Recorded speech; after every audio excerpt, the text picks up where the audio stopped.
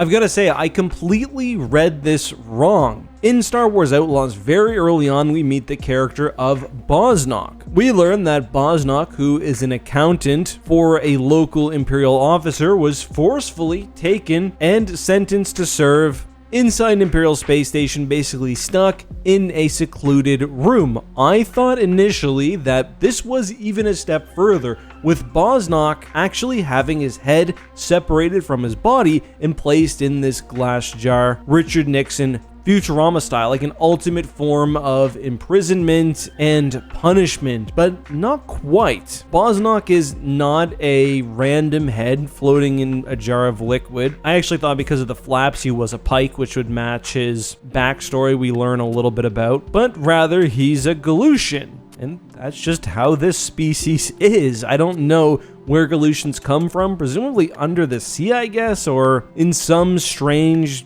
not airy environment, but when they're in normal atmosphere, they're in these containers, which means the imprisonment was disturbing for another reason. I mean, if you're just a head, it's not going to be easy to escape.